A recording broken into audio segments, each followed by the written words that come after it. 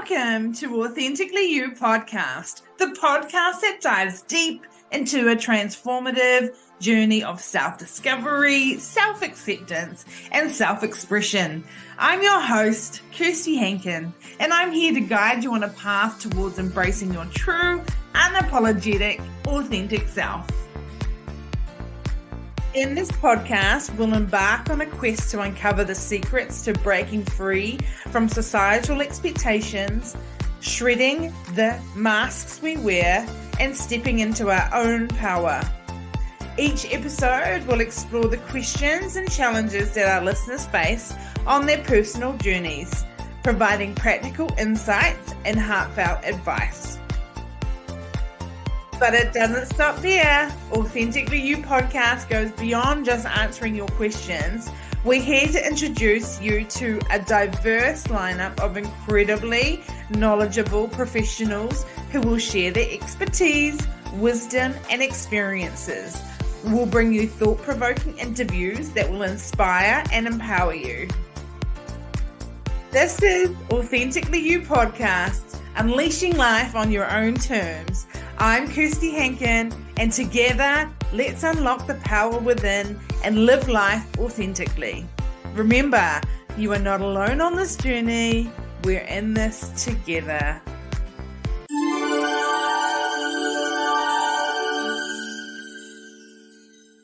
Hello and welcome back to Authentically You Podcast. Thank you so much for being here. I'm so grateful for you being here, and I'm excited to introduce our guest today. So let me do that. She is a certified ontological life coach and personal development junkie. She struggled with disabling health problems since the age of 16, has had 4 strokes 10 years ago, and since then health has improved constantly for the past 4 years. Her transformation with self-love helped her lose 89 pounds, find joy, and start a business. She is no longer identifying as a disabled woman. I'm excited to welcome to the show the beautiful Erin Wood. Welcome, Erin.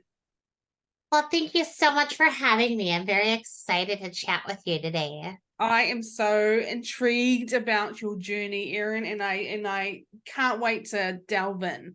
So tell us about your self-discovery journey into becoming authentically you. Where did it start? Tell us about it. Sure. Yeah. My journey into personal development and self-love really only started a couple years ago, maybe 2 years ago now. I was I battled a lot with anxiety and depression along with all of my health problems, and slowly I've been healing from it, but not quite loving myself, and I didn't realize that other people love themselves. And I had this conversation with my husband, clear as day to me, and I made a comment one day that I love him so much more than anything else in my entire life. And he looks at me, he's like, well, except for yourself and God, right? And yeah, I paused. I didn't have anything to say because that's not true. I really did not love myself at all, maybe not even like myself. He's like, we have to talk about that. And I'm like, why? I have a pretty good relationship with God, but that's still a journey too. My husband is a seminary student trying to becoming a pastor as we speak. Nice. So compared to him, I feel like I'm learning a lot, but the whole journey is me and myself. So I started watching master classes. This was probably 2021 on January of 2021. That was my New Year's resolution to begin to like myself. And it was addicting. I know it is a powerful journey. So before you sort of realized this and wanted to start your journey, what didn't you like about yourself, or what were you thinking about yourself, or were you not thinking at all about yourself? I really wasn't thinking much at all about myself. I didn't hate myself by any means. I wasn't depressed enough that I ever wanted to hurt myself or anything. I just thought life, I am an internal optimist. So I always had a positive attitude and knew that everything was happening to me for a reason. I have an amazing family, an amazing husband, but I didn't have joy. So I really didn't think, I thought, oh, God isn't giving me anything I can't handle, but sure, He's sure trusts me a lot, right? Yeah. Right. And I was so stuck on, I didn't have any faith that I would ever get better. I thought that was what life was like, Yeah. staying in bed, being in pain, taking pain medicine, taking all this horrible medicine. And, I didn't have any hope. It was just what it was. Yeah. It's amazing how easily you can just get used to things, eh? Like Mhm. the medication or the way you think about something or, a sore hip, whatever it may be. You just get used to it when there is Right. ways to change them, isn't it? Mm-hmm. Yeah. That's funny. So tell us about your strokes. When was anything that set them off? I don't know much about strokes, but Yeah. So I had just started one of my money. I spent a long time in college. I was trying to go to nursing school. mm-hmm. Well, despite my health problems, my goal was to be a doctor, and I was an EMT at the time, an emergency medicine, but it was a medical technician, and I was in nursing school, and I really wanted to have a baby. Hey, I Mm-hmm. have polycystic ovarian syndrome, one of my many health problems. So I had to go on some fertility medicine. Well, uh, it just kind of like exploded with this undiagnosed blood condition that's pretty rare. Nothing in my family history or anything set him Oh off, wow. or gave them any clues, and I started having some small strokes. I didn't know what they were at first. But so I had three smaller ones, bigger than a little transient ischemic attack, because I had the markers on my brain after we had the big one. And Mm-hmm. but yeah, it was, I still remember it. I used to have almost a PTSD after it. I one day went up, I woke up, went to the bathroom, and something happened, and I lost complete movement of my right hand, and I knew that something bad happened, but I didn't quite know what was going on. So I went Yeah. back to bed. But I don't know if you've ever had something fall asleep in you. You just can't fall asleep. Yeah. Like, that tingling feeling. And so I kept trying to wake it up, and I was just so uncomfortable, that I called my mom. Well, my mom couldn't understand a word I was saying. Okay, I was so Oh, garbled speech. I wasn't in my head. In my head, I kind of yeah. knew what was going on. I had some medical training, but it didn't click. And I just wanted to sleep. And I talked to my mom. My mom knew something was wrong. She was about an hour away from me at that time. So she called my husband, and he came straight to me and got me to my father's hospital. My father was the medical director at the local hospital. So Yeah. we went there and couldn't talk, couldn't say anything. It was scary yet fast. It all happened so fast. And was that the big one or was it the small one? This was the big one, The yeah. big one. Yeah. And I got really lucky, they say, because I was so young. I Yeah. have alpha phospholipid antibody syndrome, so that's a big mouthful. That is a Oh, big example. yes, and it's basically a protein that I shouldn't have in my Okay. brain. Yeah. And so I had a pretty big stroke. It was up in my left, so it affected some speaking, some memory. I had to do speech therapy again. It affected some memory. I don't have detailed memories anymore, and it's really hard for me to learn. I Yeah. became dyslexic at the age of 33, which, so they call it alexia. And yeah, it was just Wow. it was a lot. So when you were talking to your mum, could you understand what you were saying? Like, you said you heard it. You could understand what you were trying to say in your head, but when you were verbally saying it, it sounded all mumble jumble. Could you Right. connect that? I don't remember. I remember being in a little bit of shock and not quite understanding why my mom was worried. Oh, yeah. Right. Okay. Yeah. Because my head was working. Yeah. And maybe not as clear as, as clear as it Actually. could have been, Yeah. but I didn't realize what was going on until my husband, said I sounded like a drunk foreign person. Yeah. And because he couldn't understand, he thought I was speaking a foreign language. Yeah. Oh my gosh. What? Yeah. And your smaller ones, did you notice them? Did you? Yeah. I knew that there was something wrong. Mm, The first one I woke up and I like lost time. I was this really weird feeling of dread where I was trying to say something mm, and it was on the tip of my tongue and it was really, really scary. I remember being really, really scared, but I had just woken up, and it was tip of my tongue and I was trying to get my point across, but I had no idea. Like everything was blank mm, and my heart started racing and it was really scary. Right. One I don't remember. The first one I believe I don't remember. I went to a doctor and she thought that my speech sounded different. And mm. so we think that was the first one, my Uh, cadence, my speech. And I was in nursing school, and one day I was just crying. And like I was taking an exam, an easy exam, and I was mm, just crying. And I saw my doctor later that day for just a checkup, and she was concerned about the cadence of my speech. yeah. So in hindsight, Yeah. that probably was the first one.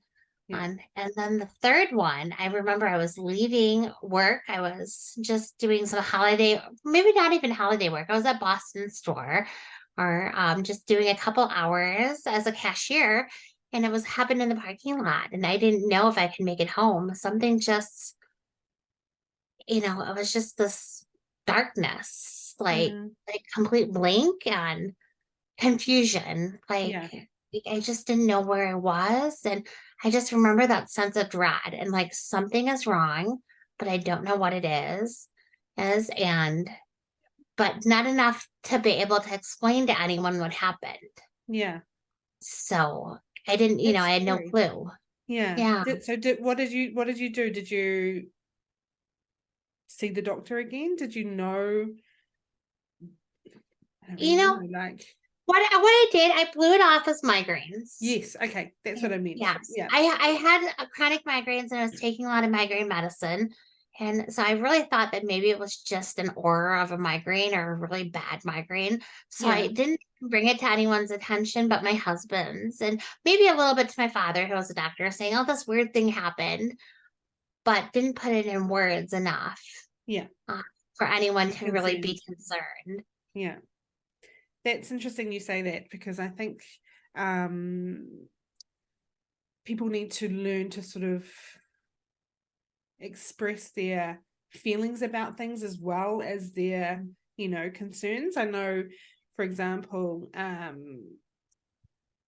family member of mine was being stalked by this gentleman, and she's a school student, and it was just another student, but she Mm, sort of put it aside like, oh, there's this guy that keeps following me, but made it sound like it wasn't a big deal, when in fact mm. she was actually scared, and it was really, she wanted some action, but she didn't really know how to explain it. But if she Yeah. said, it's actually really scaring me and I don't like it, I feel uncomfortable, then people would have gone, oh, okay, need to take action, rather Mhm. than, oh, there's this guy and he keeps following me, making it nonchalant type thing. Right, It making it a makes a little later difference. than it should have been. Yeah. To set the stage, at this time in my life, I was going to the emergency room 3 or 4 times a month for uncontrollable migraines, and my Yeah. blood pressure was insane.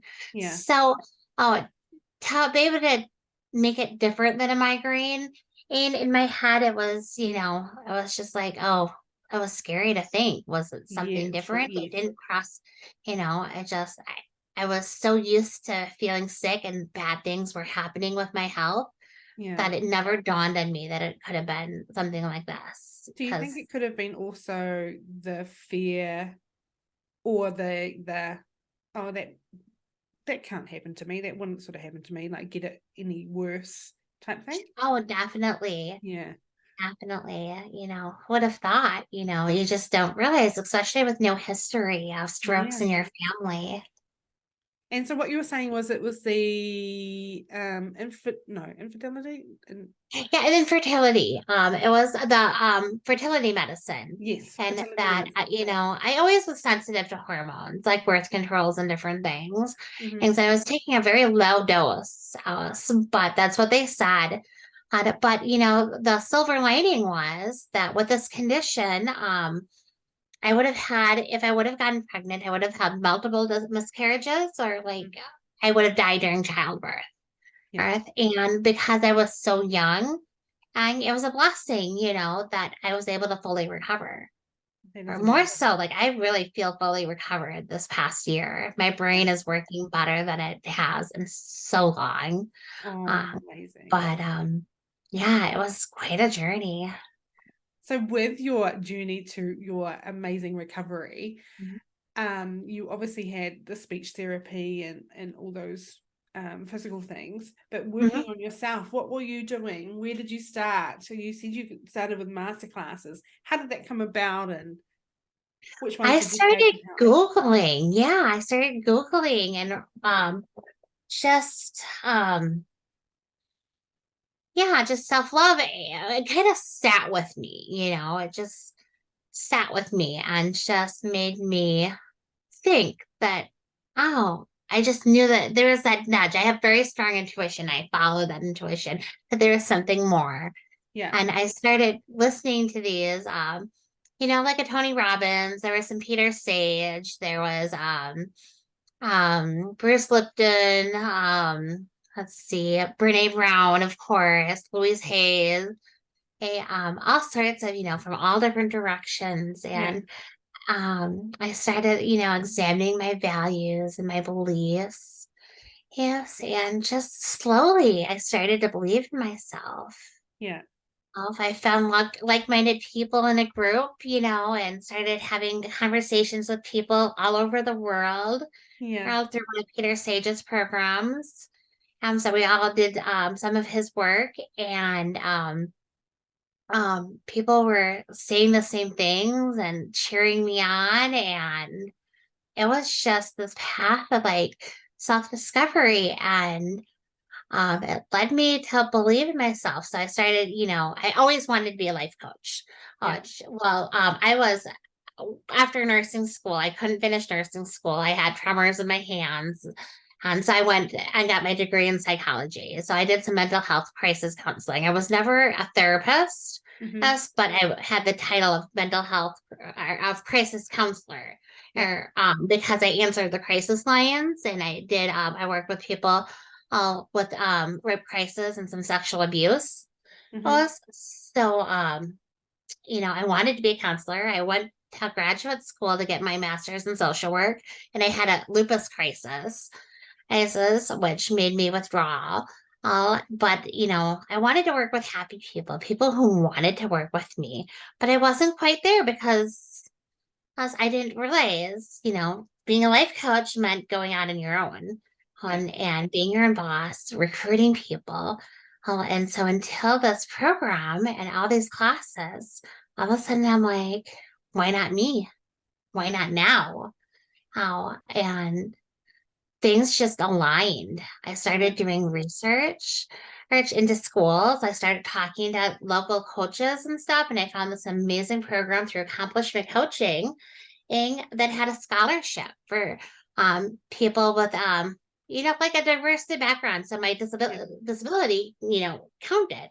So I was able to afford the program. Wow. Wow, Yeah. that's so cool.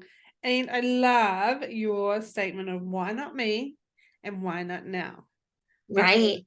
that should be stapled everywhere, plastered everywhere for everyone to know because it's true. Why not you and why not now? That's Right. just amazing. Yes, I love that. I think that might be the title of our episode. So where did you go from there? Once you've done the course, you've built up your confidence and your belief in yourself, then what? Well, that's where, so Accomplishment Coaching had this year-long program of personal development, business development, and leadership. Wow. And so they had a coach for me weekly. I had classmates that I talked to, and the work just helped me work, just keep believing. I read in my own, and slowly I was building maybe a brand. I'm still working on that. I feel like I have a brand starting, but it just even I started handling obstacles differently. I started Yeah. looking for the gifts and the opportunities in every hardship. Yep, and there were hardships. I had to have not one but two uterine ablations. Oh gosh. Yes, one uterus, two ablations because they had an equipment a malfunction in the Oh first wow. one. And Wow. then I had to have hand surgery while I'm in this course. And so I was under anesthesia for 3 times in less than 6 weeks. And I had I can only describe like an autoimmune reaction to this. Mm-hmm. Like my brain, I could not follow a Hallmark Christmas movie, like from beginning to end. I was confused. So in all of this, how personal development work, I still got sick, but I I handle it well. I was looking and like, okay, this is happening for a reason. What am I learning from this? Yeah. As I ended up switching roles at jobs, and I had to take some time off, and it made me realize that I needed to switch my life around in order to be a successful life coach. I stopped working in one role at Goodwill.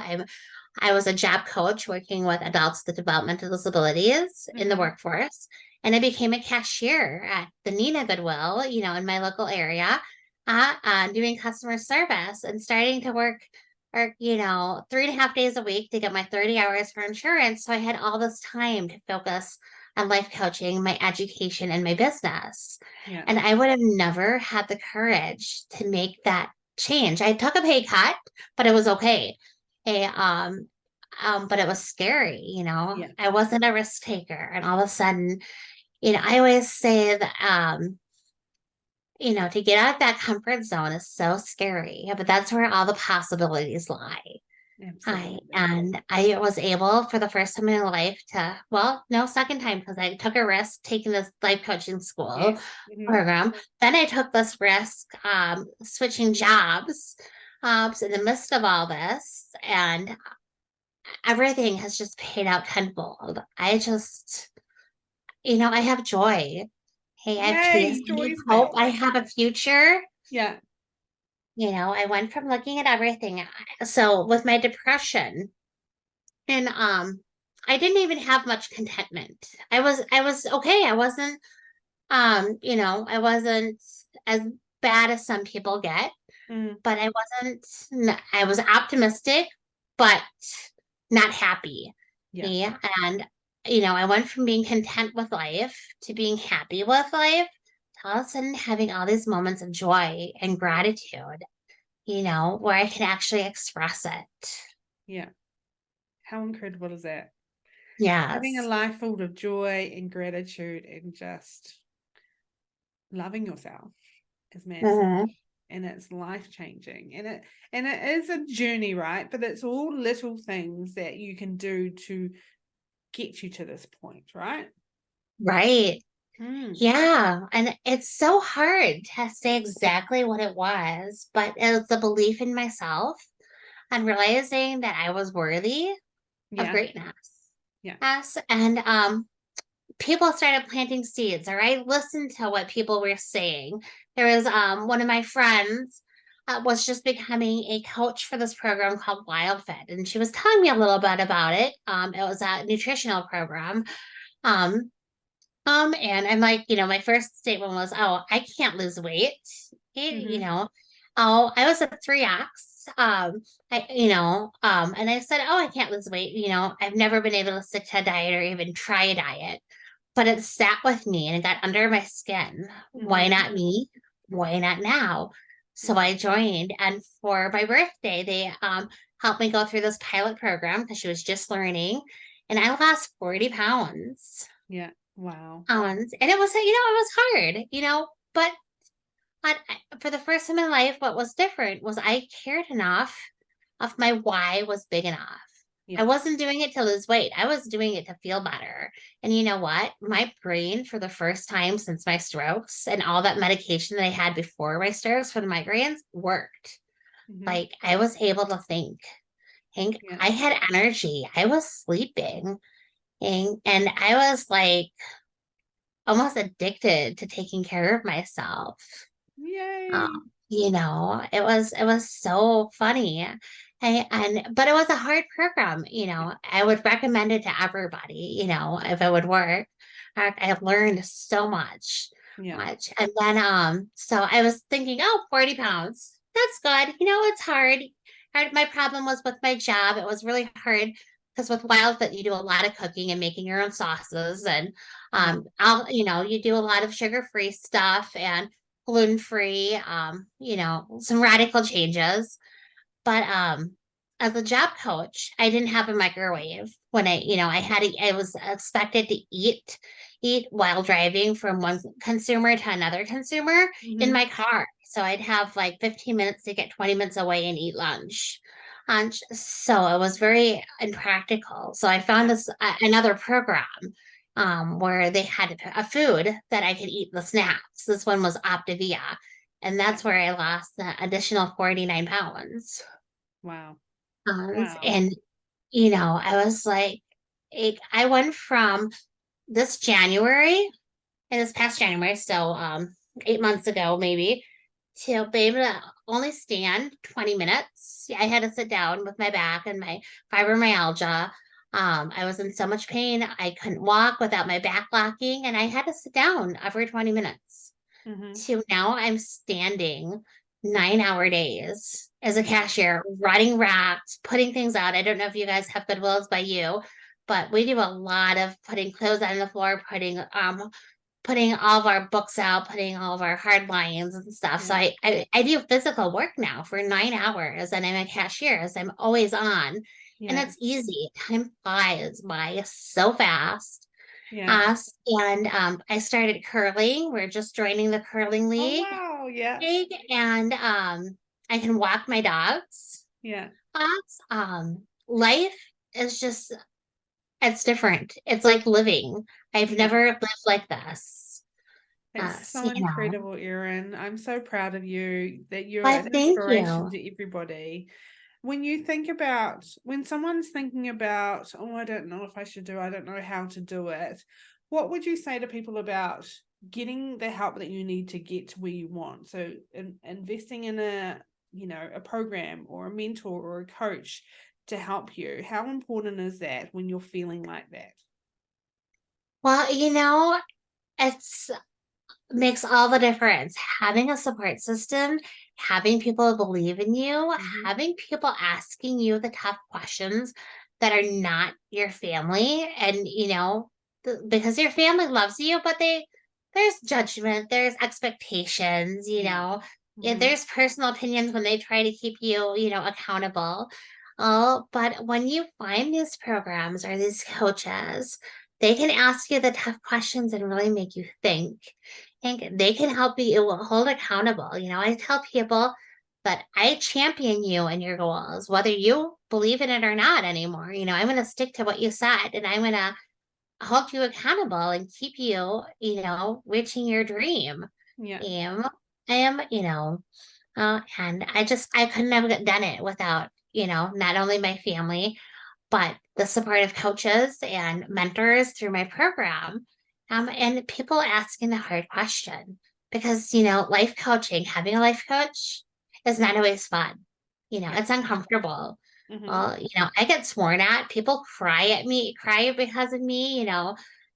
Because you get asked really deep questions, and um with ontological life coaching.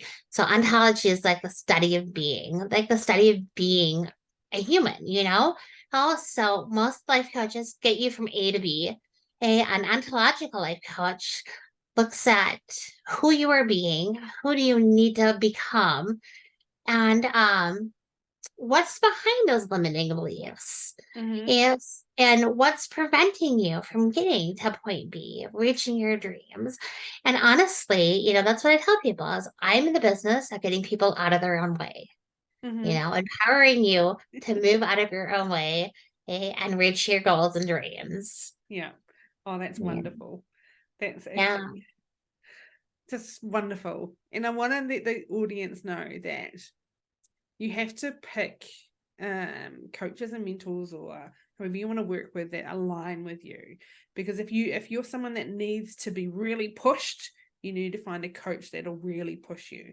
If you need a coach that'll guide you and push you in a very gentle, loving, kind way, you need to find a coach like that. There is a coach out there for everyone's needs. If you need to be sworn at, you find a coach that'll do that for you.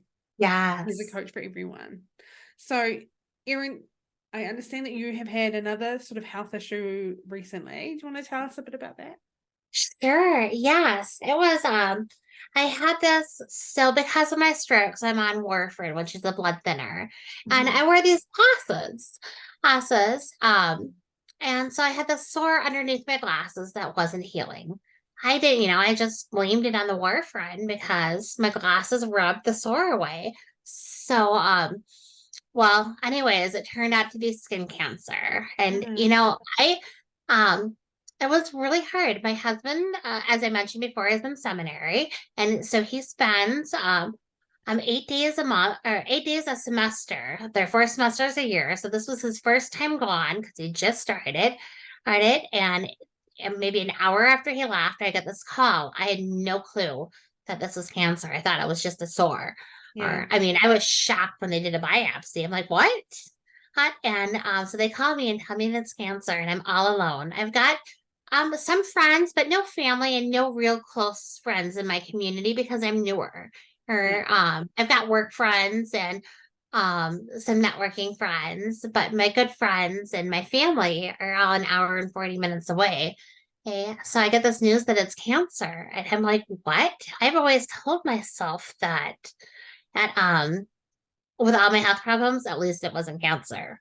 Yeah. So, to me, the C word is scary. That's how my grandparents died. They both died of, cancer, not skin cancer. And it was a basal cell carcinoma, which is the best possible outcome for something being wrong. But the worst part was that I dealt with it by myself. And I had to have it removed before my husband got home. Okay. But I asked myself, what are the gifts and the opportunities? What is God telling me? What's going on? And I realized that it was showing me how strong I was and how independent I was. As for the longest time, I needed my husband. I didn't know what I would do without him. I didn't think I could function without him. And as I grew in confidence with myself and loving myself and feeling worthy, and I was able to take care of myself. And I came to this conclusion that I love my husband with all my heart, but I don't need him. I am a fully functional human being without him, have this great life. And so here it was, me needing to do this without him. And I did it. I was gonna be stubborn. I'm like, okay, so this is God telling me a message that I have to do it alone. So I wasn't gonna have my dad come. My dad was, an hour away. One of his houses is an hour away from me. And he's like, oh, I can rearrange things and come up. I'm like, oh no, I think I have to do this alone. Well, I had a couple of lessons, little synchronicities is where I had to ask for help. I was all alone and my garage door broke. So I was stuck trying to go to work and I couldn't get out of my garage. So I pulled the lever, releasing my garage door, and I couldn't lift it up. It was stuck. So I had to go to my neighbors and ask for help. And he needed a crowbar to pry open my garage because it wasn't just me. And I'm like, okay, so obviously I'm learning a lesson that I'm not in it alone on, and I was very glad.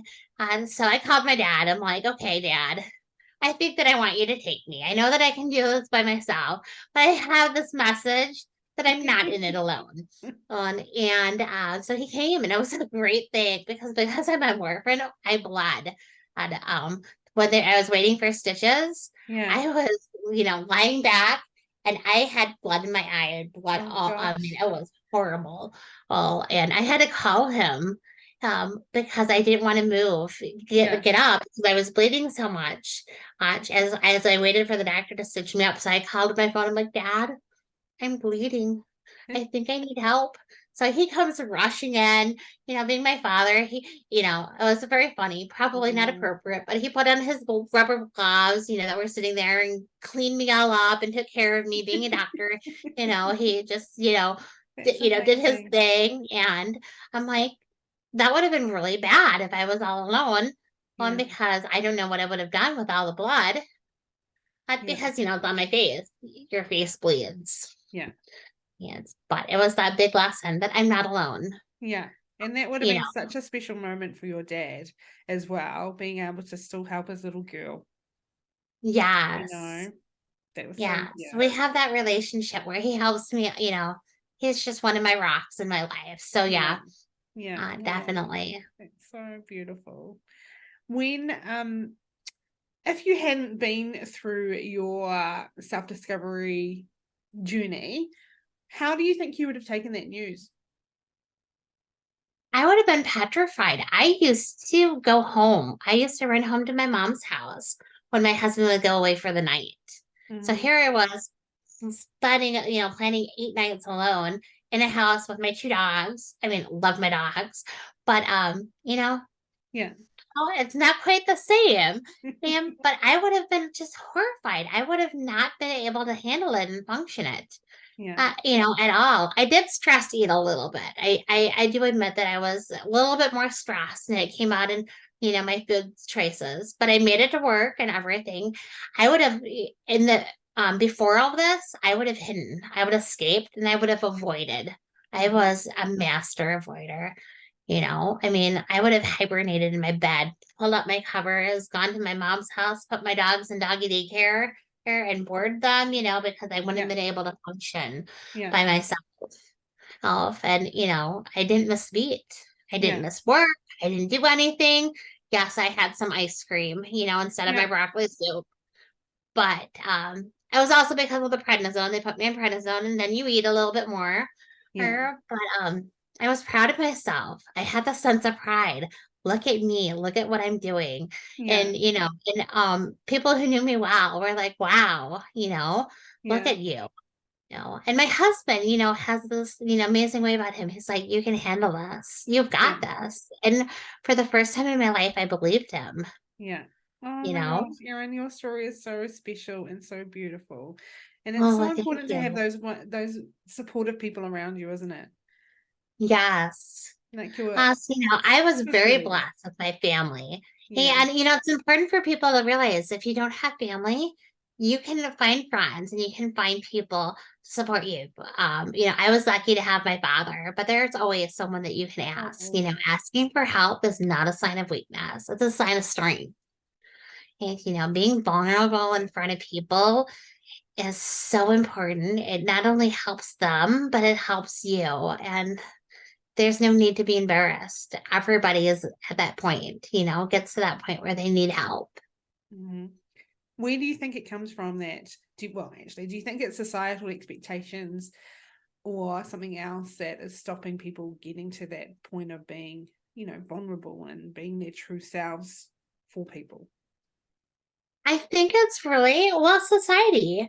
Well, in ourselves, we judge. We have this inner Mhm. judge that judges ourselves so horribly. I mean, we abuse ourselves. We treat ourselves so horribly.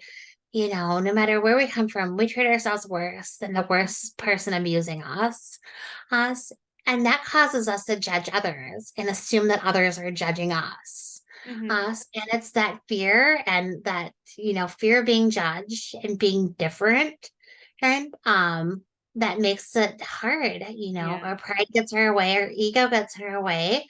And so we don't ask for help. Well, and I think it's really sad because I've been there, I mean, I just shared that I wasn't going to ask for help. And, I had that message that I asked for help. But, it's just this, you know, just this sad state of being that we don't love ourselves enough to ask for help, to see that we deserve love and support. Or, and we're just so afraid of people thinking less of us. Us, imagine that we can rewrite the story because maybe they're thinking you're strong. Look at what you're going through. Look at how strong you are for asking for help.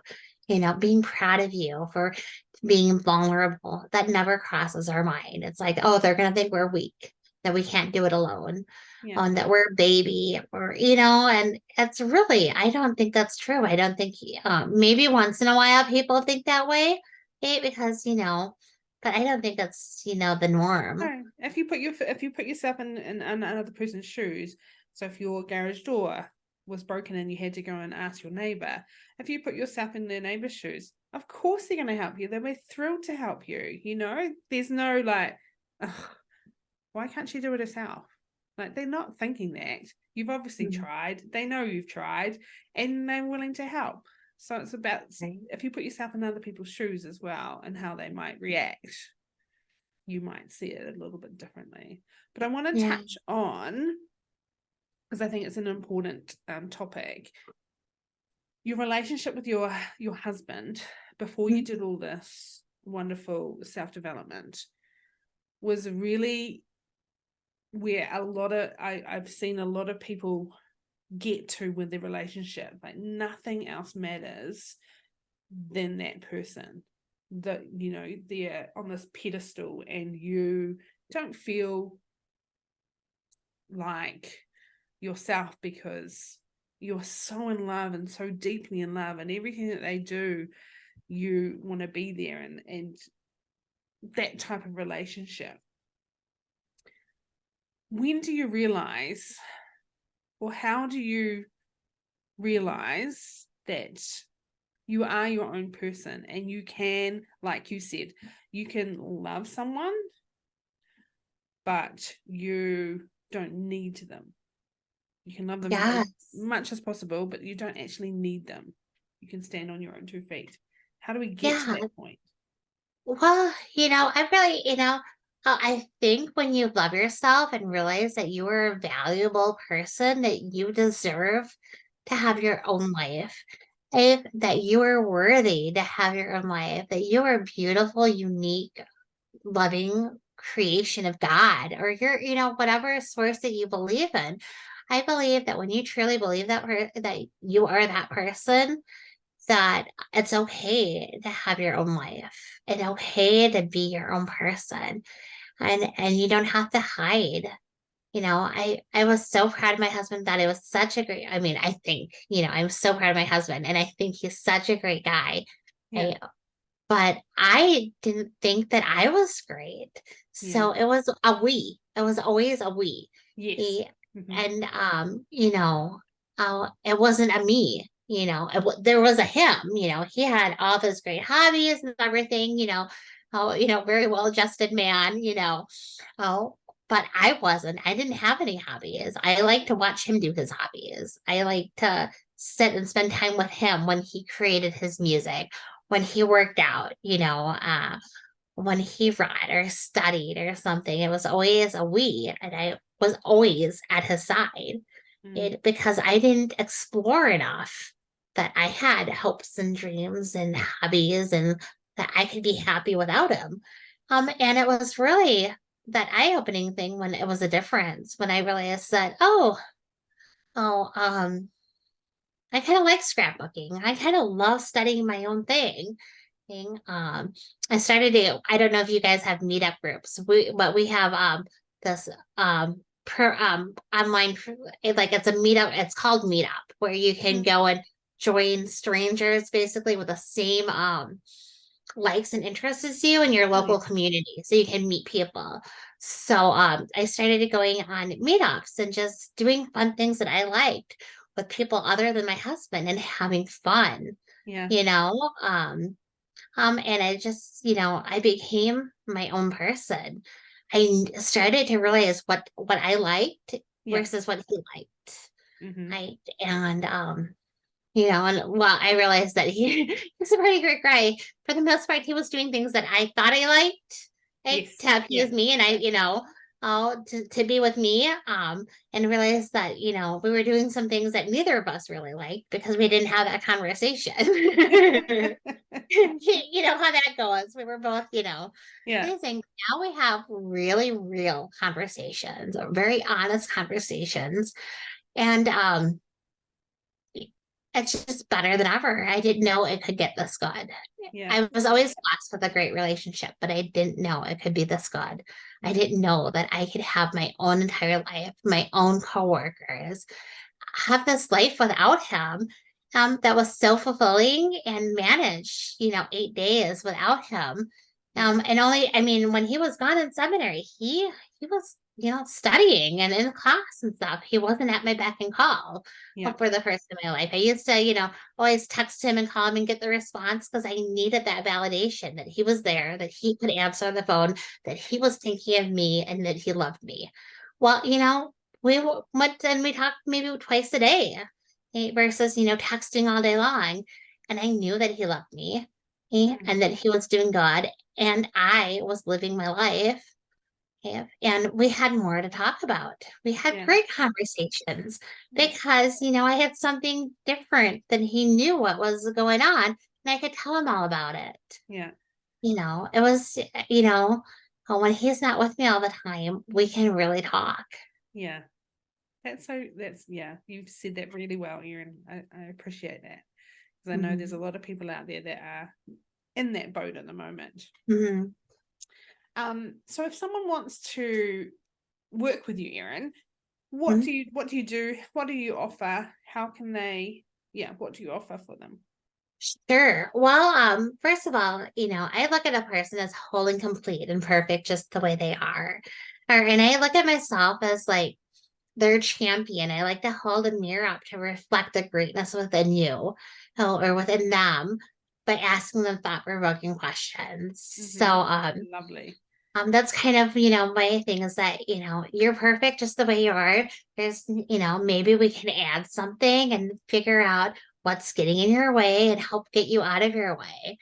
Okay. I do initial calls of possibility, I call them, where we sit down and we talk, for half an hour or so to see if we align and get, if I resonate with you, and we get, because you really have to match, I coach in a gradient, meaning that I can be really tough and I can be really gentle, but I'm not the type of coach that is going to swear at you and really motivate you in that way. And some people really do need that.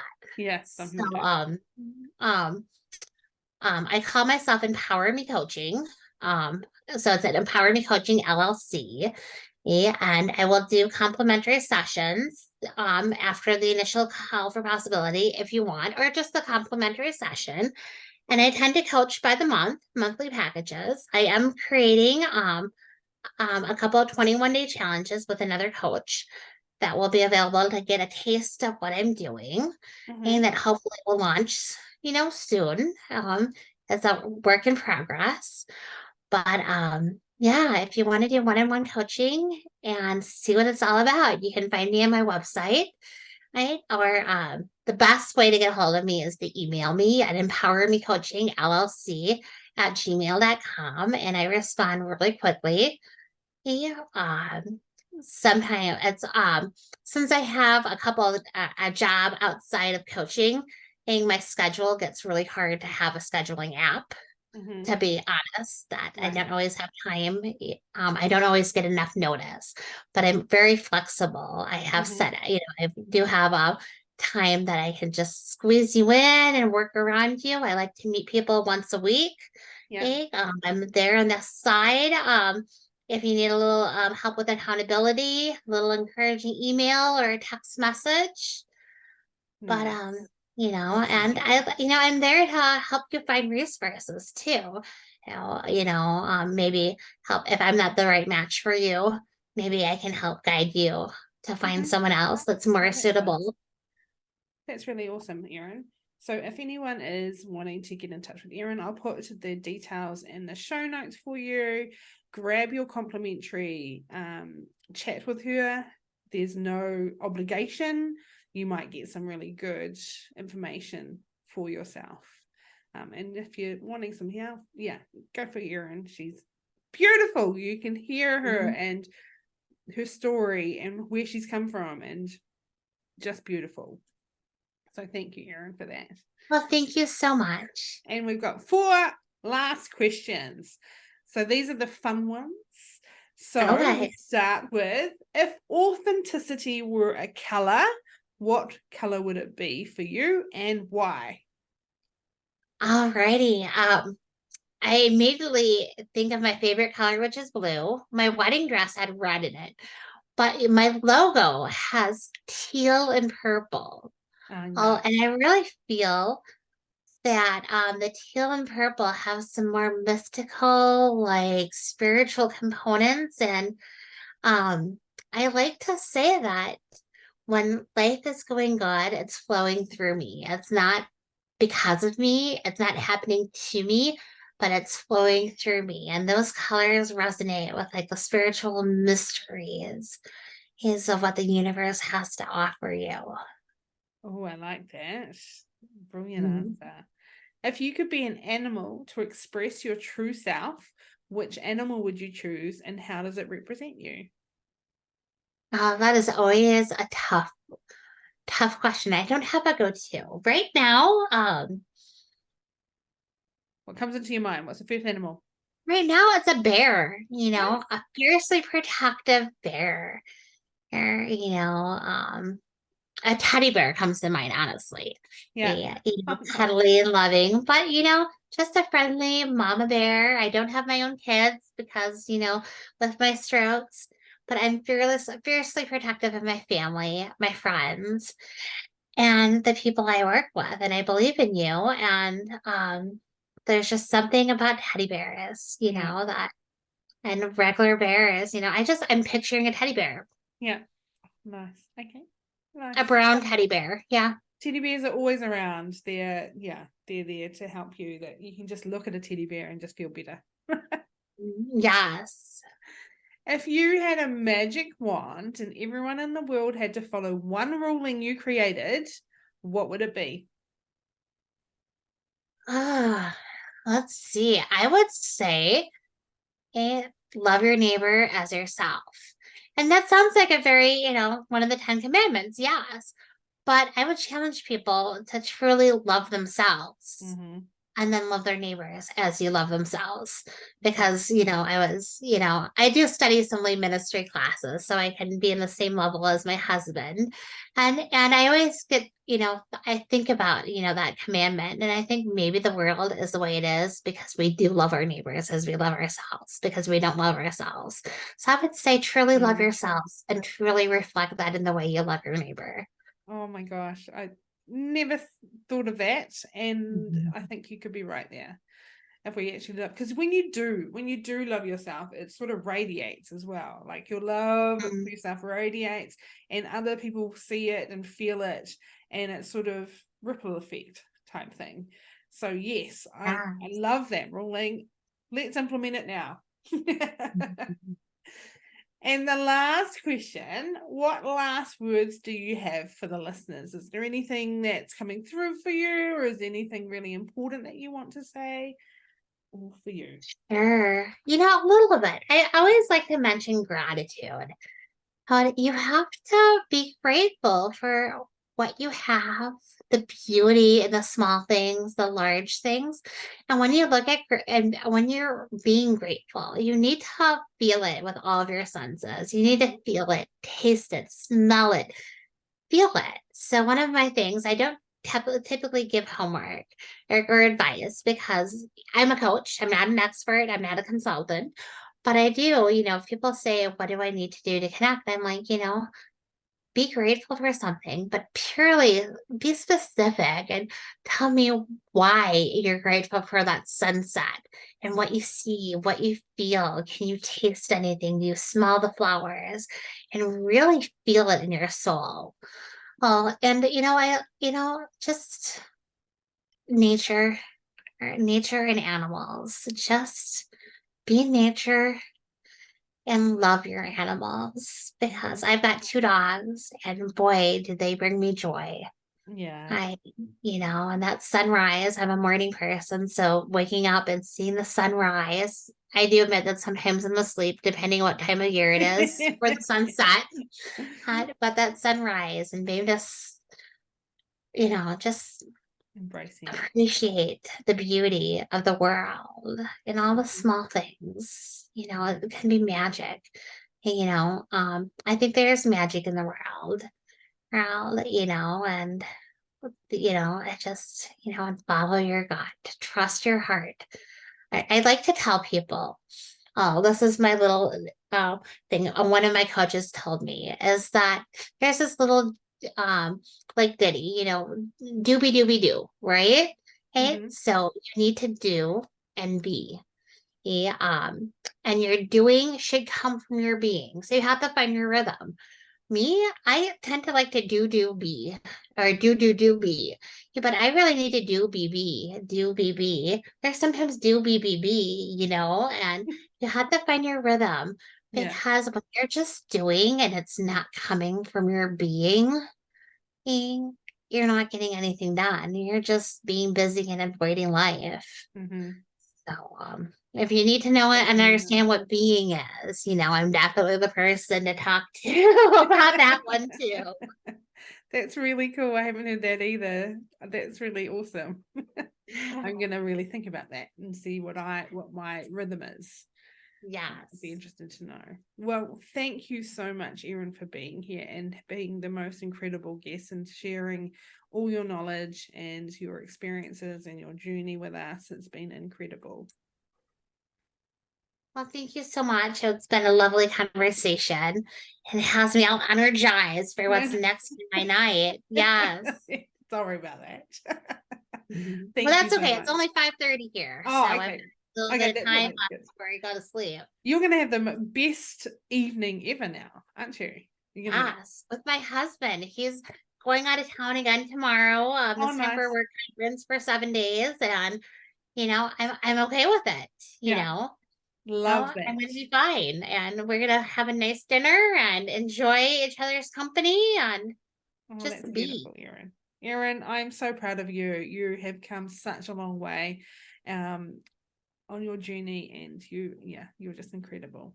And for our listeners, thanks so much for being here, and we will make sure you check out the show notes to see how you can work with Erin, and we will see you next time. Bye for now.